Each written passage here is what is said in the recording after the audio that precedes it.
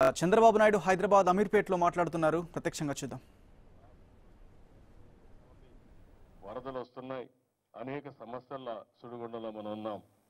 అయితే ఈ సందర్భంగా ఈ దేశంలో కరువుని పూర్తిగా నిర్మూలించే అవకాశం ఉంది. నేను అందుకని ఇటీవల కాలంలో ఇరిగేషన్ శాఖలో మేము కొన్ని సమీక్షలు చేశాం. ఇంత మునుపు మీరు ఒకసారి చూస్తే ఏదైతే గడిచిన 10 సంవత్సరాలుగా ఇరిగేషన్ శాఖలో చాలా తప్పులు చేశారు, ఒక పద్ధతి లేకుండా చేశారు. ఆ రోజు కానీ ఒక పద్ధతి ప్రకారం చేసి ఇప్పుడు ఖర్చు పెట్టిన డబ్బులు కానీ సద్వినియోగం అంటే రాష్ట్రంలో చాలా వరకు కరువు తీరేది. డబ్బులు మాత్రం ఖర్చు అయినాయి, కానీ పనులు మాత్రం కాలేని పరిస్థితి వచ్చింది. ఇవన్నీ కూడా పూర్తి చేయాలంటే చాలా సమస్య అయ్యే పరిస్థితి వస్తూ ఉంది. నేను అందుకనే మొన్న ఒక విషయం ఆలోచించినప్పుడు, గ్రామీణ ప్రాంతాలు బాగుపడాలన్నా, మనుషులు నాగరికతగా ఉండాలన్నా, లేదంటే ఇంకా ఆర్థికంగా ముందుకు పోవాలన్నా వాటర్ అనేది చాలా క్రూషియల్గా తయారైంది.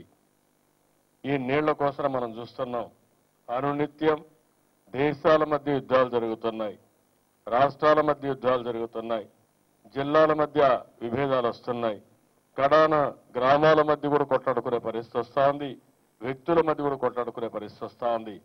దీన్ని పరిష్కారం చేసుకోవాల్సిన అవసరం ఉంది. కాబట్టి నేను ఒక మిషన్ అప్రోచ్ తీసుకున్నాం. వాటర్ కన్జర్వేషన్ కోసం, వాటర్ మేనేజ్మెంట్ కోసం ఒక మిషన్ వేయడం, దీనికోసం అనునిత్యం పనిచేసి రాబోయే 5 సంవత్సరాల్లో లేకుంటే ఇంకొక 2-3 సంవత్సరాలు ఎక్కువైనా ఆంధ్రప్రదేశ్ రాష్ట్రంలో కరువు అనే మాట లేకుండా డ్రౌట్ ప్రూఫ్గా తయారు చేయాలనేది నా ఆలోచన. దానికి స్ఫూర్తి కేఎల్ రావు లాంటి మహానుభావులు, ఎన్టీ రామారావు గారు ఇచ్చినటువంటి స్ఫూర్తి.